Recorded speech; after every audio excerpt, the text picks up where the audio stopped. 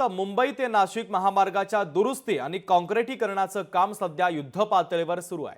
पिंपळगाव बसवंत ते गोंदे या 60 किलोमीटर परिसरातील काँक्रिटीकरणाचं काम पूर्ण झालंय। खड्ड्यांमुळे हा महामार्ग संपूर्ण राज्यभर चर्चेचा विषय बनलेला होता। मुंबई ते नाशिक प्रवासाला 8 तास लागल्यानं अनेक मंत्र्यांनी नाराजी व्यक्त करत थेट रेल्वेने प्रवास केला होता। पण आता जवळपास या महामार्गाचा 65% काम पूर्ण झालंय। नाशिक मुंबई महामार्गावरून याचा आढावा घेतला आमचे प्रतिनिधी विकास काजळे यांनी। आपण पाहूयात।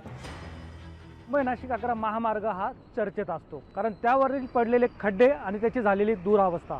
परंतु आता या महामार्गाचं काम जवळपास 64% पूर्ण झालेलं आहे आणि येणाऱ्या काही दिवसांमध्ये मुंबई नाशिक 11 महामार्गावरील जी वाहतूक आहे ती देखील सुरळीत होणार असल्याचं समोर येत आहे। पिंपळगाव बसवंत ते गोंदे दुमालापर्यंतचं काँक्रिटीकरणाचं काम जवळपास पूर्ण झालेलं आहे।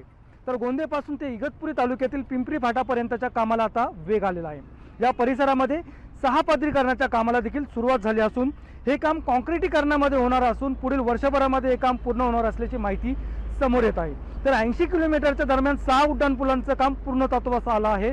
तर घोटीजवळील उड्डाणपूल देखील येत्या आठवडाभरामध्ये वाहतुकीसाठी खुला होणार आहे आणि याचा फायदा जो आहे तो मुंबई नाशिक 11 महामार्गावरील वाहतूक जी आहे ती कमी होण्यासाठी होणार आहे।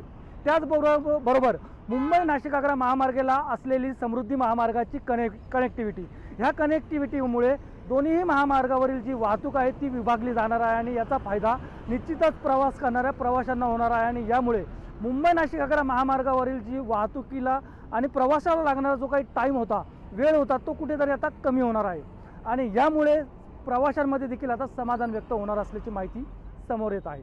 लोकशाही न्यूजसाठी विकास काजळे, इगतपुरी, नाशिक।